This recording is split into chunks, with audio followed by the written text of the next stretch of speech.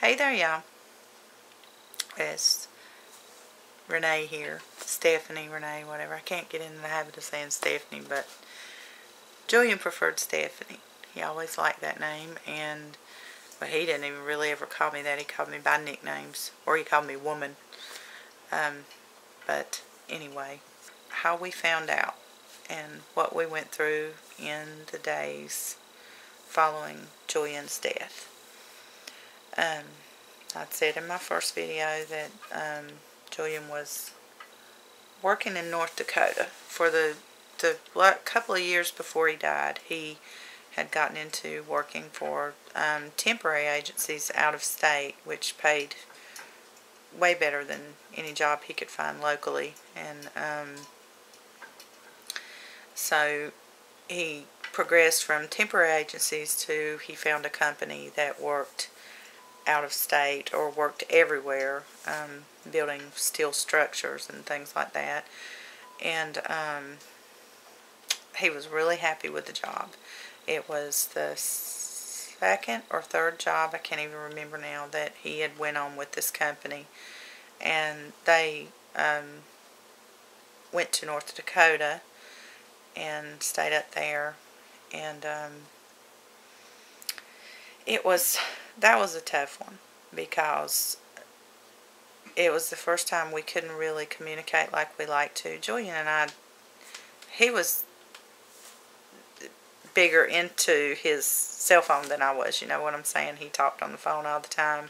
He liked to text, and he would always text me on his breaks or when he had a minute at work, or you know, call me in the morning before work. And he couldn't do that so much there because signal wasn't so good. They were way up in North Dakota. A lot of snow, a lot of cold. He called me the third or fourth day he was there, and he said, "Woman, I can't find my nuts." I thought that was really funny. I said, those white boys are a bad influence on you. But anyway, they were not finished with the job, and the boss said, "Well, it's almost Christmas. I want you guys to have Christmas." He said, "I need to go to New York and prepare the next job. You know, get ready for it." So the boss left his vehicle there and flew to New York and said, you know, Tuesday the 20th is your last day. You guys finish up what you got to do here or there, whatever, and go home. Be with your families, and we'll meet back on, I think it was going to be the 27th or the 28th. Julian was just, I guess, really anxious to talk to me on the 20th. He would call and text, and it was like all day long he was kind of giving me a play-by-play of his day. And he called me when they were finished. I think it was around, I don't know, 1 or 2 in the afternoon, and he said, "We're done. We've got our stuff in the car, and you know, we're not even gonna take a shower. We just want to start heading home." And I said, "Well, you know, rest. Just start your journey tomorrow. I mean, it's just a, you know, a day's difference." And Julian said, "No, we all decided we just really want to be home with our families." And when we were talking on the phone, it was really one of the rare moments while he was up there that we were able to talk. And the phone kept cutting off, and he kept losing signal. And I just texted him, and I said, "Let's just text." And he texted me back and said, "No, I want to hear your voice. I want to talk to you." And so we talked, and Julian kind of just didn't seem himself that day. You know, he kept sighing. He kept, he'd like that on the phone. And I said, "Is everything okay? You know, what's up, Julian? Is there anything wrong?" He said, "No, I just want to get home to my wife and my kids." And he said, "Don't worry, I'm okay." He said, "I just prayed to God that he'd bring me home to y'all." And so that kind of ended our conversation. And he texted me probably an hour or so after that, and he said, "We're on the road. We're on our way home." Well, he said, I'm on my way home to my beautiful gordita and my kiddos. And I said okay. And I was really tired because I had worked all that day. I senior sat at the time. I was sitting with an elderly lady in her home.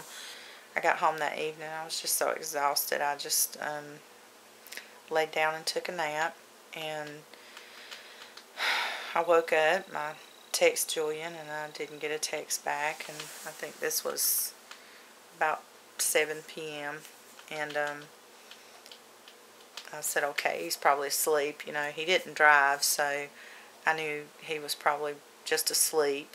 And I got up and did dishes, did my thing anyway, you know, and I got ready for bed that night, and I texted him again. I said, come on, text me back. I want to know where you're at, how you're doing.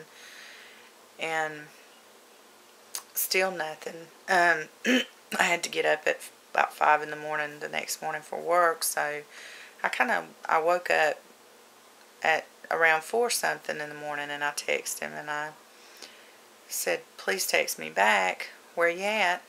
And no answer, and I just kind of laid back down for a little bit, and got up, got ready for work, got to work, and around 6 something, and I texted him again, and you know, I think it was probably around 7:30 or 8 o'clock when I texted him, and I didn't get an answer.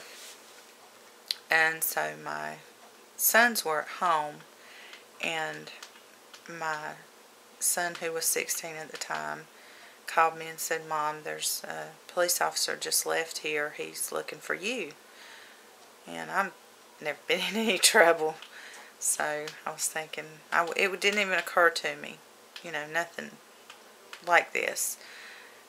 And I said, okay, I'll call the police station and find out. I still, at that moment, I didn't feel any anxiety or anything. I just, you know, wasn't sure what they wanted to talk to me about, but wasn't even thinking it was anything to do with Julian until I spoke to the dispatcher at our police station, and she didn't ask me who I was, anything. I just said, my son has told me that an officer came to my house asking for me.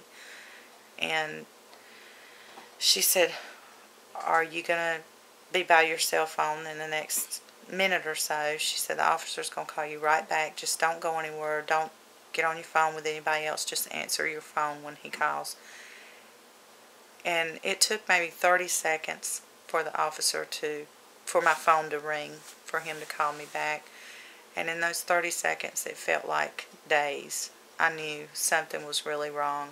But in my mind, I was thinking, he's just injured, or they've wrecked the car, and I need to figure out how to get to North Dakota to get him. And then I was thinking, if he's injured really bad, how will I get up to North Dakota to be with him? And when I answered the phone, and the officer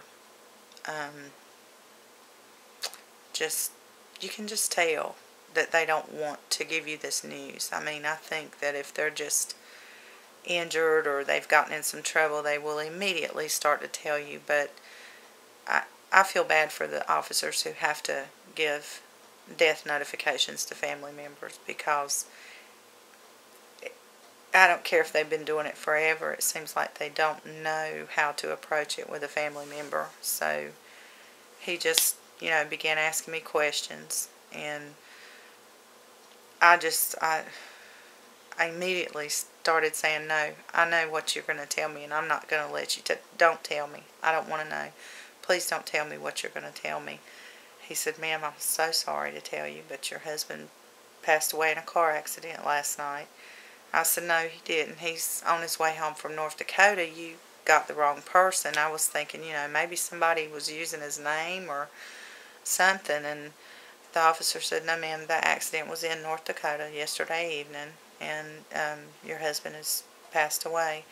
And he began to, I just was losing it by then. The officer was trying to find out where I was. I was out in the middle of the woods at a little house in the middle of nowhere, senior sitting this lady, and he said, I really need to come and see you, ma'am. I need to be there. So I get off the phone with the officer, and I'm just calling everybody. It's only maybe 7:45 in the morning, maybe earlier than that, and I'm trying to call anybody and everybody, and nobody's answering their phone. Finally, my mother answered the phone, and she tells me now, and I don't really remember a lot. Some things come back to me, but it's almost like your mind and your body are in two different places when things like this happen. But my mother said that when she answered the phone, she just heard me screaming, Julian's dead. He's dead. And I do remember my mother screaming, no, no, no, Renee, it's a mistake. I said, it's not a mistake, Mama. The officer's on his way over here. I said, I don't know what to do. And my mama was, where are you? I don't know where you're at. And it just, I had my daughter with me. I was, the lady I sat with was a friend of mine's mother. And she was 11 at the time. She was asleep on the lady's couch, and through all this, I'm outside in the rain because I didn't want my daughter to hear me screaming. I knew I was going to lose it, and I thought, I cannot drive all the way home to tell my boys without telling her. She's going to know. So I went in and I woke her up, and I had called my friend to come and relieve me so that I could go home. And I woke my daughter up, and I don't know how I told her. I just know I told her. And I do remember the look on her face, the shock, I'm not awake yet, was the look she had. You know, this is a nightmare. But it is the most difficult thing to go through in your life. And I don't think that any story can compare one to the other, because when you begin down this road of grief and having to bury a loved one and all this, your story is yours, and it's absolutely different from everybody else's. It's personal. You own it, and it's something you don't want to own, something you don't want to hold in your hands and say, this is my reality now. But it is, and we all think that we're immune to this kind of thing, and I guess I really thought I was. I thought Julian and I would grow old together, and I never imagined that he would die at 33. He never got to see his own biological children have a child, get married, do all those, not in that order, of course, get married and have children and have families, graduate from college, all the things that they're going to do without their father here. And it's an incredible, horrible thing to go through. And I think those first days felt like years, and that first year felt like hundreds of years to us. We just have had so many things happen in the past year since Julian died, that in a way it's an incredible thing that we are able to come to the point that we're at, because we didn't think we'd make it a day without him. I mean, not just the financial part of it, it's just not having him there. He was the heart and soul of our little family, and it, just amazing that we have had to come to where we are. But I will talk more. I'm going to do a series of videos, and I'm telling what we've been through, and I want to hear what you've been through. I want to open up a discussion and talk about this, and we probably will talk about it on the page, the Facebook page also. So anyway, that's it, guys and gals and everybody. If you have something you want to talk about, or you want to do a video response to this to tell your story, go right ahead. So, peace, y'all. Bye-bye.